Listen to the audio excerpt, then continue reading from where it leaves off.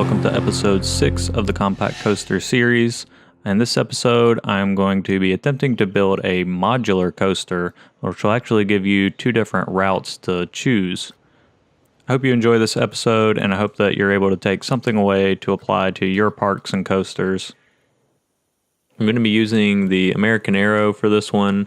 I was doing a little bit of research in what coasters you start out with and what's available at the beginning of different scenarios, and I haven't really done the American Aero or the steel hybrid wood track, which those two are both very common in career modes and also in challenge modes. So we're going to do a few of these in the next few episodes to make sure we get those well covered. I think for this one, since I'm going to be trying to do 2 separate tracks, I might actually build outside of the usual boundaries. Of course, I'll still try to keep it relatively compact. I'm going to start out with some drive tires on this one and try to get maybe our angle of the chain lift a little bit offset from the usual chain lift. Probably need to go one more just to make sure we have plenty of speed.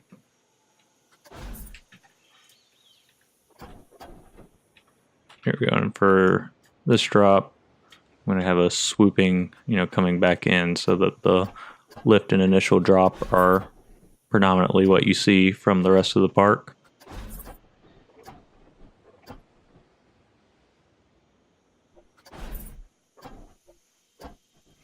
Kind of hover close to 0 and stretch that out. Looking pretty smooth there. Cut it in just a little bit more. I might try going into one of the sideways kind of loops right off the bat here.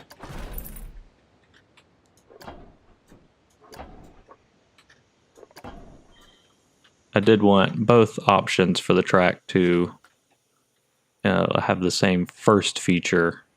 And then after that would be where the difference comes in. I'll shorten this one up, get around that bend nice and tight. Whoa.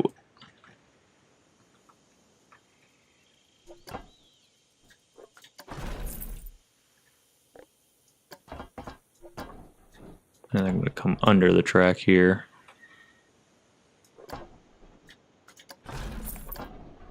If I can squeeze it. It's going to be a tight fit, it looks like. Back up one, make that one a little longer.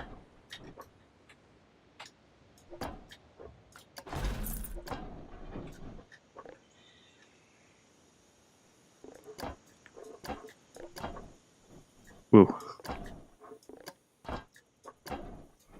Actually, I'm going to shorten this one so I can try to get a little closer to 0 without swooping upwards too much. But it does look like I'm going to be running into the ground. I think we can probably fix that with the after editing tools.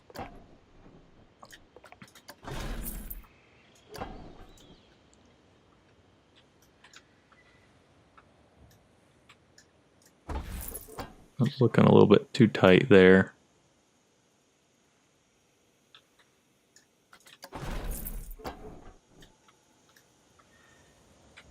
I guess that looks a little bit better. Not a whole lot though. Alright, and I think right around here will kind of be where the ride really differs. So I think in one option I'll just head kind of straight back towards the station platform, and I think for the other one I'll keep coming out to the side here. So we'll go for the out to the side one first.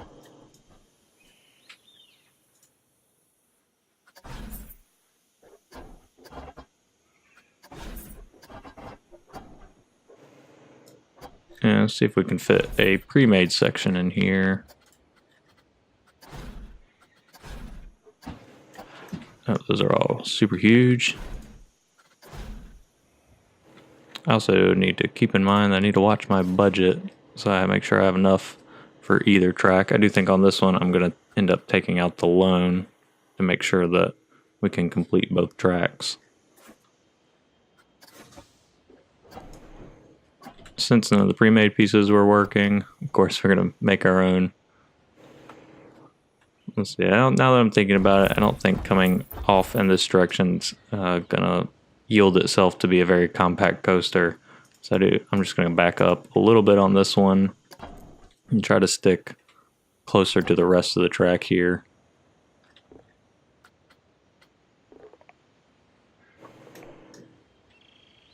I think to do that, unfortunately, we've got to keep turning in the same banked manner that we've been doing the whole track.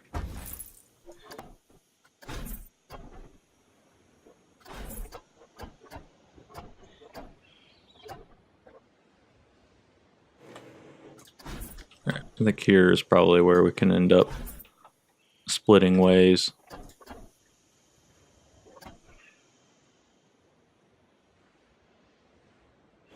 Again, one of these I can kind of fit another sideways loop there. Perhaps like entwining with the other loop. So we'll go for that one first.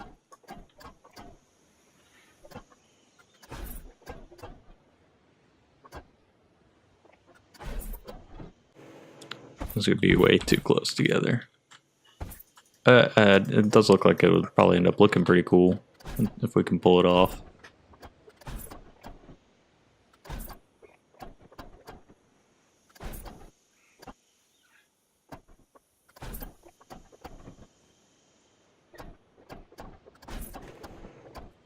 Alright, finally make our way out of that long right bank track. See, I think from here I'm just going to kind of do some rolling hills, make our way to the rear of the station. Might do one of those outside banked kind of turns. Those can be pretty nice looking, I think, especially when you're riding them. I might have needed to swing out a little bit more. Perhaps we won't have too much speed here, and coming into the station won't be that much of a problem. That's not a very good ending there, but we'll be able to fix that for sure. So let's go ahead and ride this one real quick. I think I want to up the chain speed to like 8 or so for this one. Stop the test, we only had half a car there. Alright, here we go.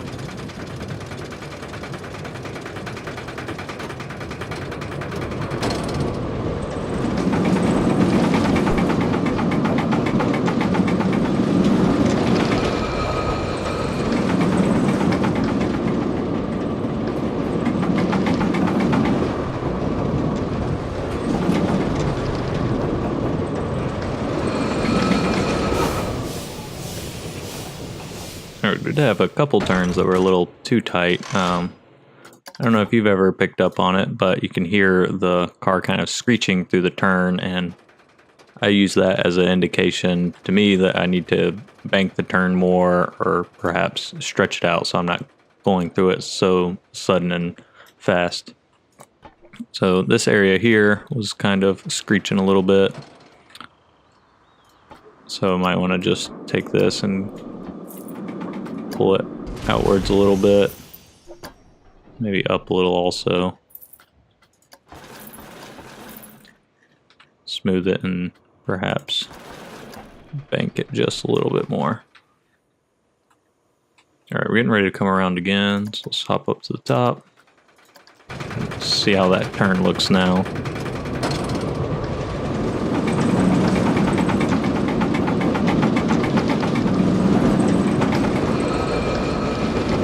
Still hear that noise just a little bit. It wasn't quite as visually bad as it was the first time though.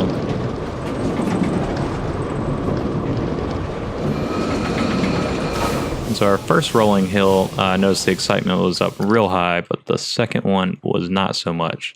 So I think we're coming in too shallow here, and we're not getting those negative G's that really boost up the excitement.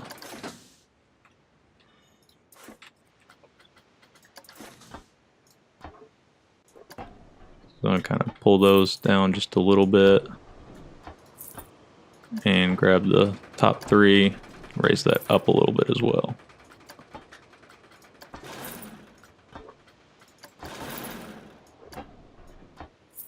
And hopefully that'll kind of help fix that one out.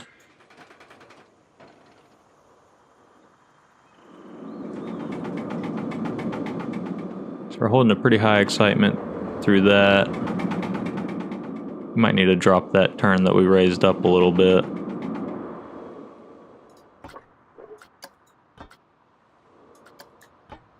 Let's see if I can kind of lower this entire feature here. Try to get through it just a little bit faster than we were. And I'm going to try to lower this backside just a hair.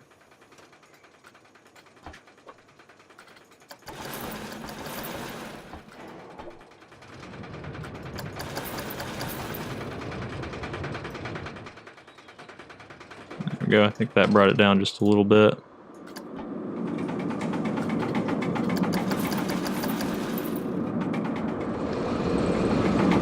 Okay, so we stayed up close to 6 instead of 5 there before, and same thing through that second loop there. Yep, and we were just bumped into the 8s on the last hill that we fixed and raised and lowered a little bit. So that one's looking pretty good. I like the way that that track came out. And we've still got 1,700 left to build. So I can try to think of how to take this other approach for the second half of the track.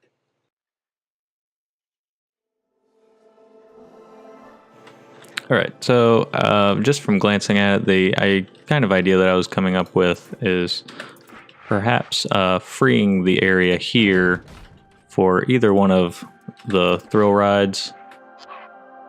Something kind of maybe we'll block ourselves off like that, and then out of the second loop here that's making the knot, instead of continuing the loop, we'll just kind of straighten out and go under the other track, and that'll send the coaster outwards and around the thrill rides. So that way you could nest something there if you wanted to, or you can keep the narrow path and keep the coaster more contained. So from here, I think I'm going to try to pull out a small section. I think perhaps that section would be the one to pull out.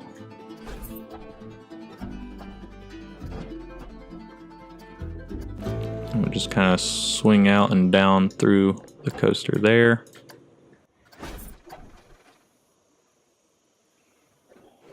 Then into some sort of feature.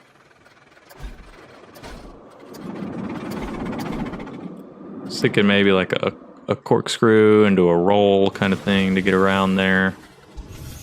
But I might just keep this one basic, and I always hit X there, and just do some more hills and that sort of time. Try to get some negative G time.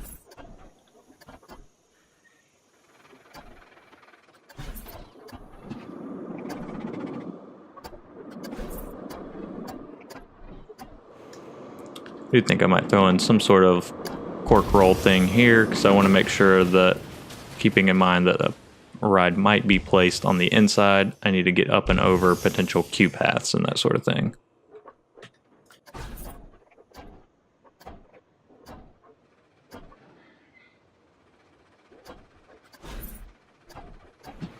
And whenever I do these kind of rolls, you want the two center pieces that are going to be the more totally inverted ones to be a little bit shorter, unless you're going for a really drawn out roll.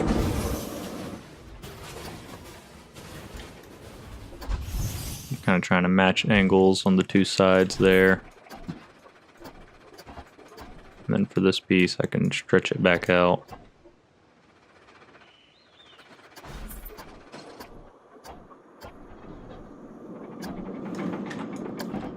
Need a short bunny hop here.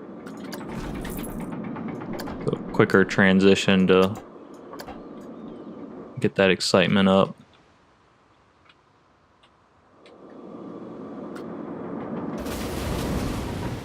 Yeah, especially we're starting to come in pretty slow there.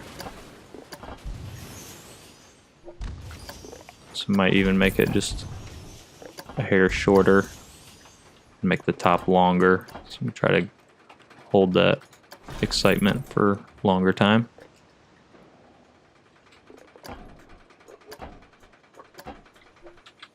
And I think right about here is where we'll have the banking pieces meet. So I'm actually going to just go ahead and knock off this back section here. And I'm going to give the station platform a couple more clicks, so that way we can get a few more cars and a few more guests in, and gives us a little bit more room to kind of straighten out and make this turn. Since this track is a little shorter, I'm not going to do any block break sections, also because we only have $230 left. So I think we're going to have to use that reserve loan that I have put in the scenario for these sort of situations. But you'll, of course, be getting some money back when you delete off whichever section of the track you don't use.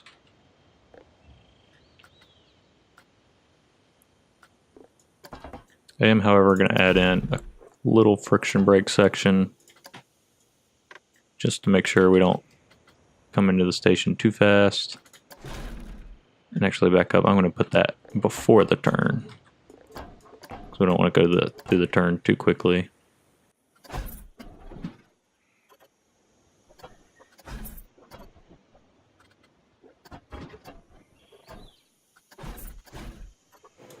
Alright, we are officially out of cash. So let's go to our finances and add that one loan, making sure we pause the game so it doesn't get eaten up by loan payments. Alright, I think that little short section there should be enough.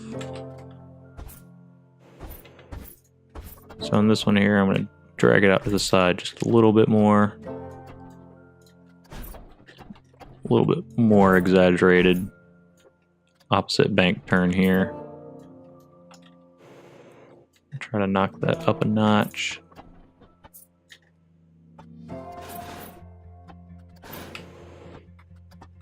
Knock that one down. Catch a couple smooths there. I don't want to smooth that one without the track connected. And I've always had trouble doing the smoothing banking on these, self-made inversions, and I've found that if you just leave it to 2 pieces at a time when you smooth bank, you're able to get, the actual effect you want. Whereas I think if I highlight this whole thing, it just makes the whole it tries to delete the inversion is what it's really trying to do. So doing them a couple at a time seems to have been the best method I've found so far.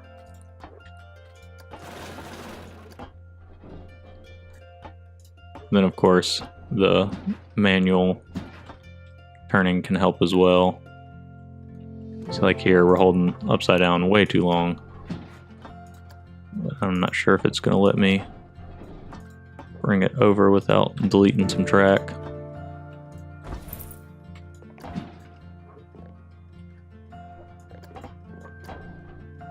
So here, to get over faster, I'm just making a shorter piece, taking out some of the decline there.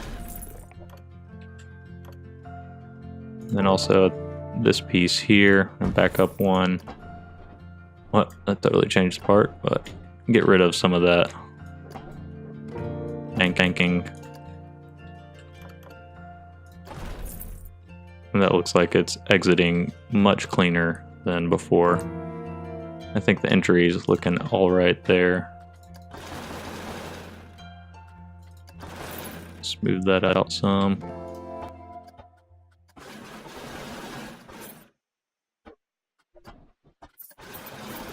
Alright, perfect. That was moving the vertex of that back a little bit. That's kind of what I was hoping for.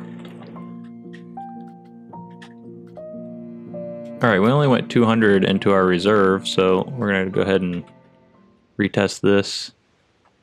Oh, it's not complete right now. I've got the wrong one hooked up here at the end. Take our shortest piece. And then we'll reconnect that. Pick up both of those pieces, kind of straighten it out. And hammer that smooth button a bunch.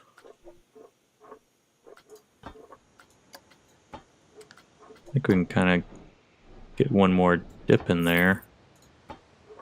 That'd be kind of hard. I guess that's not super terrible. It's a little bit abrupt there where it's hitting the trim brakes. And we'll just see how that plays out. Alright, we'll give this one a go.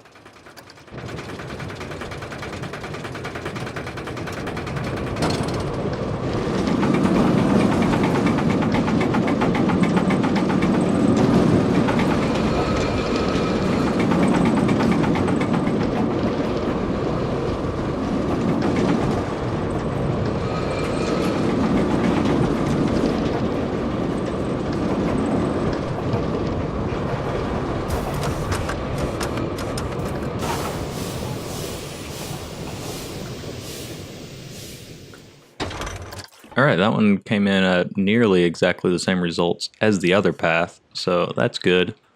I do think I'm going to tap these brakes up just a little bit on the deceleration rate since they are so short. I guess I could check the heat map for the nausea in this back section. Once we get around again, change my deceleration back to 10. It's 1.6, so we can just leave it there. Actually, let's see if we can just change it to a regular track and see how it comes out. Alright, that came in at 4. Didn't seem to overall affect our results, but I'll knock them back in there just because I feel like it's a little bit more appropriate. Alright, so now the final test here. Oh, I think I swapped those for trim brakes. I don't want to do that. Oh, they are friction brakes. Oh, maybe it was a block section before. Anyways, alright. So if we delete that piece, we should be able to just kind of... Yep, okay, so we can re-snap to that one. And we'll come over to this section. I think it was this top piece actually. So if we do that, we should be able to curve down and in and hopefully snap to the other one instead. Might not let us since they're so close. If I try going this way maybe. This was the big question that I had no idea if it was going to actually let me do this or not. It was not giving me a snap option for that one. If I delete that one off a little bit more. Alright, the key to connecting this portion of the track is to make the initial piece short enough so that the computer can add a second piece onto that one to be able to snap to it. Because with one piece, it exceeds the limits of the track, and so that's why it's not able to snap in. Alright, there we finally got to snap back in that direction. It's not quite as fluent as I was hoping originally. I was kind of hoping that I could just leave them like this and you could click and pull down and just kind of choose either one, hit a smooth button, and be on your way for either setup here. I'm going to come back and knock that piece off. And I think that kind of completes this ride. I might do a little bit more fine-tuning in some of the smoothing areas. But thanks for joining me on this episode. Be sure to stick around for the last few minutes where we're going to place this in our Compact Coaster Series level and see how it could potentially look in one of your levels in career mode, challenge mode, or even just the free scenario builds.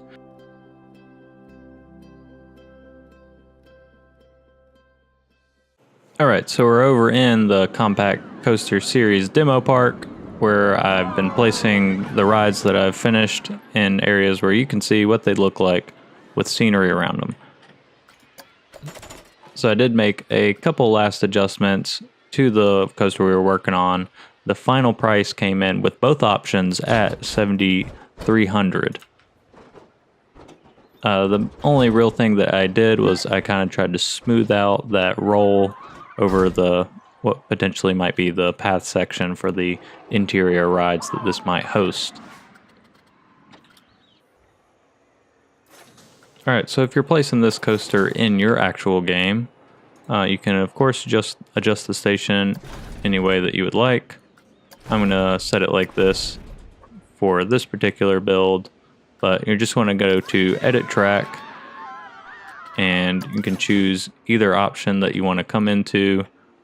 I think for this one I might keep I'll keep the outside one since I ended up fixing up that roll a little bit. Maybe demo that later. So all you need to do is click the plus, snap it in, then maybe get the back two pieces that you just built and smooth that a couple times, especially for the inner roll here. So I'm going to come off this one and just snap into that one. Select two parts of the track, hit smooth all, maybe 2 times on that one. And then for the center portion, you can just click, drag out to select the whole entire thing, and just press delete. I'll set up some scenery and we'll take it for a ride. Alright, so I've added in a little bit of scenery for this ride. Instead of doing a thrill ride in the center, I decided to do a little plaza area with some shops. These are just the pre-made shops that Planet Coaster gives you. And for the walkthrough path, that's where I decided to link the queue path up. I think having a plaza in the coaster instead of a thrill ride is a nice touch that can add some variety into your game. This coaster in particular has some really nice views of the track from the inside. Alright, now let's take this one for a spin.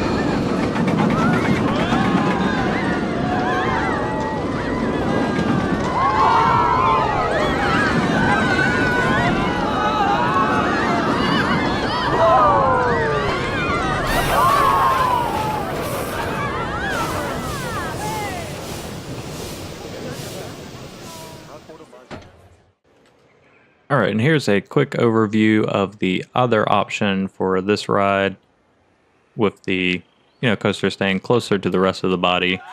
I was still able to work around with the same sort of scenery. I didn't adjust some of the terrain to fit this ride better, but this is what it looks like in the other option. And once some guests load up, we'll take this one for a ride as well.